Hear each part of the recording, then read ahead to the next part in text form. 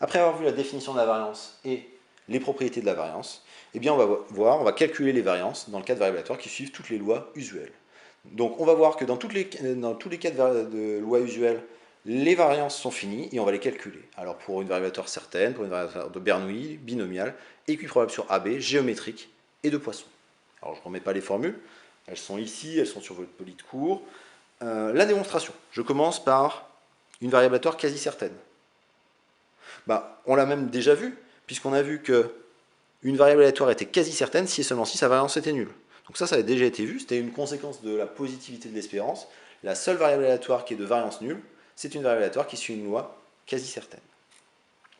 Si x suit une loi de Bernoulli de paramètre petit p, on a vu que pour calculer l'espérance, la variance, on calculait l'espérance de x au carré.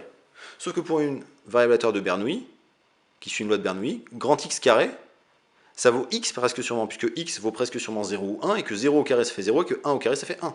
Donc l'espérance de x au carré, c'est la même chose que l'espérance de x, ça fait petit p. Et par la formule de Koenig-Huygens, la variance est finie, elle vaut l'espérance de x au carré p, moins l'espérance de x le tout au carré, ce qui fait p au carré. Ce qui, en factorisant par p, fait p fois 1 moins p.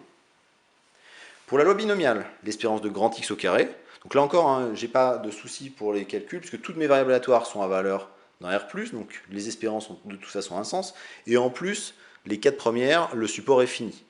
Donc j'ai la somme sur toutes les valeurs possibles du support, donc toutes les valeurs entre 0 et n, de k au carré fois k parmi n, p puissance k, 1 moins p puissance n moins k. Et là je vais faire comme pour l'espérance, je vais essayer de simplifier ce k au carré fois k parmi n. Alors la première chose c'est de prendre en sorte que la somme démarre à k égale 1, puisque le terme pour k égale 0 est nul. De simplifier le k au carré fois k parmi n, je vais dire que c'est k fois k parmi n, et le k fois k parmi n, on l'avait vu, ça valait n fois k moins 1 parmi n moins 1. Donc ce qui me fait n fois la somme de k fois k moins 1 parmi n moins 1, p puissance k, 1 moins p puissance n moins k. Je fais un changement d'indice en posant j égale k moins 1, ce qui me fait n fois la somme de j égale 0 à n moins 1, de j plus 1, j parmi n moins 1, p puissance j plus 1, 1 moins p puissance n moins 1 moins j. Je peux mettre en facteur un p, et ici je vais couper cette somme en deux. La première des sommes, j'ai la somme des j fois j parmi n moins 1, p puissance j, 1 moins p puissance n moins 1 moins j, et je vais refaire la même manipulation, à savoir je vais dire que le terme pour j égale 0 est nul, donc je fais démarrer ma somme à 1. J'utilise la même relation sur les coefficients binomiaux, à savoir que j fois j parmi n moins 1, cette fois-ci ça vaudra n moins 1 fois j moins 1 parmi n moins 2. Là cette somme, je n'y touche pas dans la mesure où elle me donne déjà, elle se calcule grâce au binôme de Newton, elle fait p plus 1 moins p puissance n moins 1, donc elle vaut 1 celle-là. L'autre, une fois que j'ai fait cette manipulation, j'ai n-1 fois j-1 parmi n-2, p puissance j, 1 moins p puissance n-1 moins j. Donc je vois que je refais exactement la même opération que pour le calcul de l'espérance. Le n-1 va sortir devant. Je vais faire un changement d'indice en posant j égale k plus 1. Et donc k va varier entre 0 et n-2. Je vais avoir un p puissance j plus 1, je vais en sortir 1, ce qui va me faire n-1p. Et là, je vois apparaître la formule du binôme de Newton qui me fait p plus 1 moins p puissance n-2 qui fait 1. Et donc l'espérance de x au carré, ça fait n fois p, facteur de n-1p plus 1. Par la formule de Koenig-Huygens, la variance de x est finie et vaut l'espérance de x au carré moins l'espérance de x au carré, ce qui fait cette quantité-là moins np le tout au carré, ce qui après simplification, alors on peut factoriser par n fois p, et on obtient n fois p fois 1 moins p.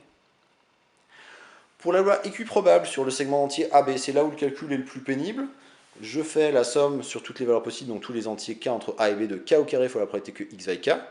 La probabilité que x vaille k, c'est 1 sur b moins a plus 1, fois la somme, et le k au carré, je vais écrire que k, c'est a plus j pour j entre 0 et b moins a. Alors je vais noter grand n b moins a, donc j'ai 1 sur grand n plus 1 fois la somme de j égale 0 à n de a plus j au carré. Je développe le a plus j au carré, et je calcule la somme. Je vais avoir 1 sur n plus 1 fois a carré fois la somme des 1, donc fois n plus 1, plus 2a fois la somme des j, plus la somme des j au carré. Or, la somme de j égale 0 à n, ça se calcule, ça fait nn plus 1 sur 2. Et la somme des j au carré de j égale 0 à n, c'est une formule que vous avez vue en première année, ça fait nn plus 1, 2n plus 1 sur 6. Je mets tout au même dénominateur, je simplifie, et j'obtiens l'espérance de x au carré qui fait a au carré, plus a fois n, plus n 2n plus 1 sur 6. Et j'applique la formule de Koenig-Huygens, donc je prends l'espérance de x au carré moins l'espérance de x au carré, ce qui était a plus b au carré sur 4. Et après, mise au même dénominateur, remplacement de grand n par b moins a, on obtient finalement que la variance de x vaut b moins a au carré plus 2 fois b moins a sur 12.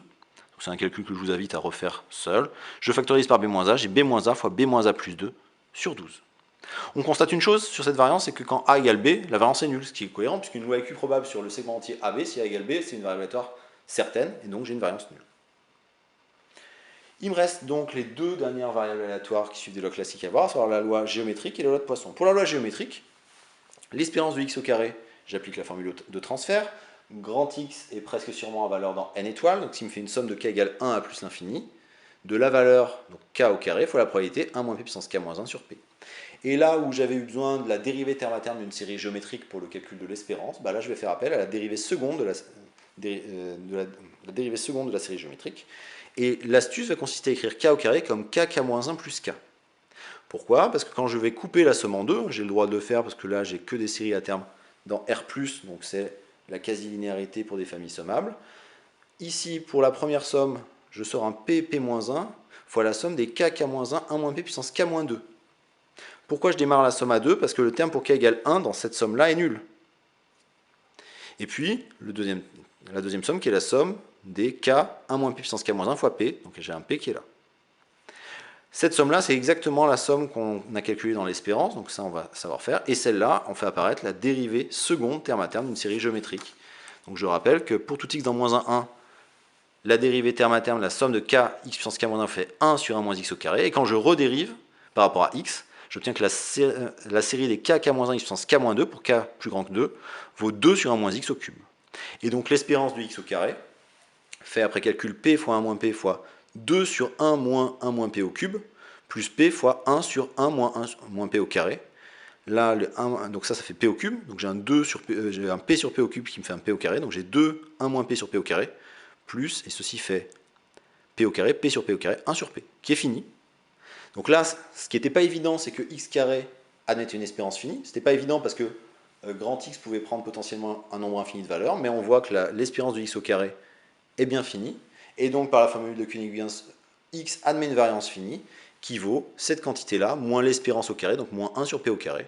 On met tout sur p au carré pour mettre au même dénominateur, et j'obtiens 2 moins 2p plus p moins 1. Le moins 2p plus p fait un moins p, le 2 moins 1 fait 1, j'ai 1 moins p sur p au carré. Enfin, pour une loi de Poisson, l'espérance de x au carré a un sens puisque x carré est à valeur dans R+, donc j'applique la formule pour la calculer avec la formule de transfert, donc c'est la somme de cette quantité-là, c'est la somme de k égale 0 à plus l'infini de k au carré exponentielle moins lambda, lambda puissance k sur factoriel k, et comme pour l'espérance, j'avais simplifié le k sur factoriel k, bah là je vais faire la même chose. Et comme pour la loi géométrique, le k au carré, je vais écrire k, k-1 plus k. Pourquoi? Parce que quand je vais simplifier k sur factoriel k, ça va me faire un 1 sur factoriel k-1, et pour pouvoir simplifier une deuxième fois, il vaut mieux avoir un k-1. Je coupe la somme en deux.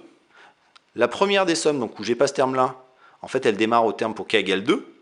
Donc c'est la somme de k égale 2 à plus l'infini de k, k-1, lambda puissance k sur factoriel k. Alors j'ai mis en factoriel l'exponentielle moins lambda, par quasi-linéarité des sommes de nombre de R+.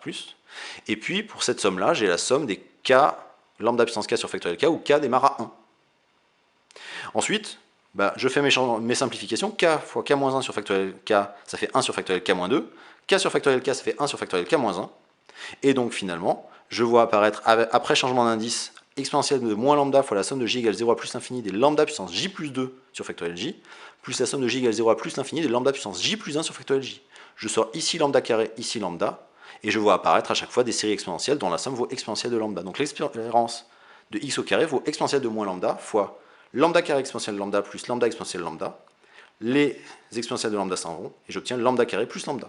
L'espérance de x carré étant finie, par la formule de Koenig-Huygens, x admet une variance finie, et cette variance finie vaut lambda au carré plus lambda, moins l'espérance de x au carré, c'est-à-dire moins lambda au carré, ce qui fait bien lambda, et ce qui termine le calcul de la variance des variables aléatoires qui suivent des lois usuelles.